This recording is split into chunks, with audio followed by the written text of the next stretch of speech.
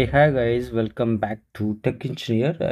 இன்னைக்கு இந்த வீடியோவில் நம்ம எதை பற்றி பார்க்க போகிறோம் அப்படின்னா, நம்ம வீட்டில் பயன்படுத்தக்கூடிய வாட்டர் பம்ப் இருக்கு இல்லையா, இந்த பம்புக்கு இபி பில்லு வந்துட்டு எப்படி கால்குலேட் பண்ணுறது அப்படிங்கிறது தான் இந்த காணொலியில் நம்ம டீஃபாக பார்க்க போகிறோம். ஸோ இப்போது நமக்கு என்னென்ன டேட்டாஸ்லாம் வேணும் இருந்தால் தான் இந்த எஸ்டிமேஷனை வந்து நம்ம போட முடியும்.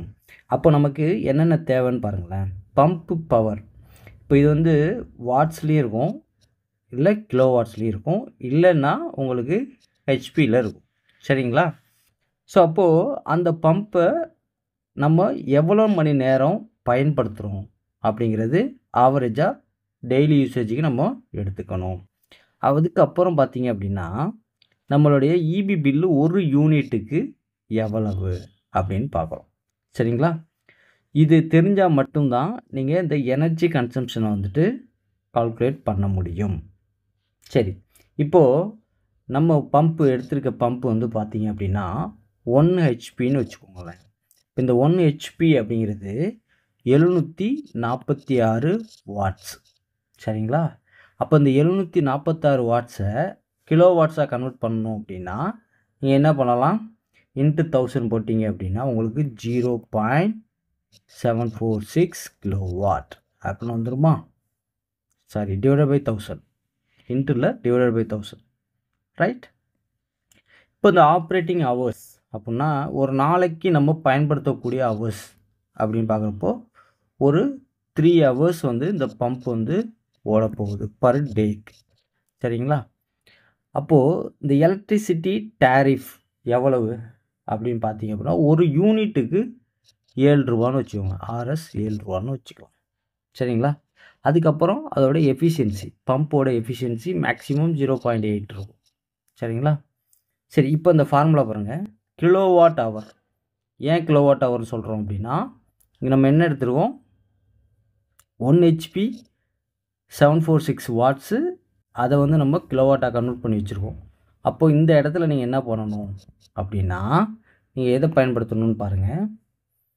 உங்களுக்கு இந்த கிலோவாட் அப்படிங்கிறது என்னது, 0.746 இன்ட்டு எவ்வளோ மணி நேரம் யூசேஜ் இருக்குது, 3. அப்போ இதை கால்குலேட் பண்ணால் நமக்கு அவுட்புட் என்ன கிடைக்குது, 2.238 கிலோவாட் ஹவர் அப்படிங்கிறது கிடச்சிருதா? சரி, இப்போ இந்த கிலோவாட் ஹவர் இருக்குல்ல, இதுதான் நம்மளுடைய டெய்லி யூசேஜ். 2.238 கிலோவாட் ஹவருங்கிறது இந்த பம்பு 3 மணி நேரம் ஓடுனா எடுக்கக்கூடிய யூனிட். இப்போ இதை மாதத்துக்கு 30 நாள் இருக்குது. அப்போது டெய்லி கன்சம்ஷன் இந்த வேல்யூ போட்டுருங்க, 2.238 இன்ட்டு 30 டேஸ் போட்டிங்க அப்படின்னா உங்களுக்கு என்ன கிடைக்கும்,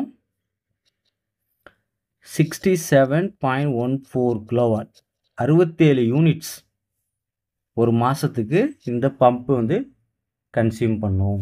சரி, இப்போது இந்த 67 யூனிட்டுக்கு எவ்வளவு காஸ்ட் அப்படிங்கிறது தெரியணும். அப்போ மந்த்லி யூனிட் எவ்வளவு, 67.14 இன்ட்டு யூனிட் ப்ரைஸுங்கிறது 7 ரூபா எடுத்துக்கிட்டோம் இல்லையா? அப்போ இது போட்டோம் அப்படின்னா நமக்கு ஆர்எஸ் 470, இந்த ஒரு பம்பு 3 மணி நேரம் 30 நாள் ஓடுனா ஆகக்கூடிய காஸ்ட். இதுதான் எஸ்டிமேஷன். சரிங்களா? இதுக்கப்புறம் இதை பயன்படுத்தி நீங்கள் வந்து உங்கள் வீட்டில் இருக்க பம்புக்கு கால்குலேட் பண்ணிக்கிங்க. ஸோ மற்றொரு காணொலியில் நம்ம சந்திப்போம். தேங்க்ஸ் ஃபார் வாட்சிங் tech engineer. Have a great day.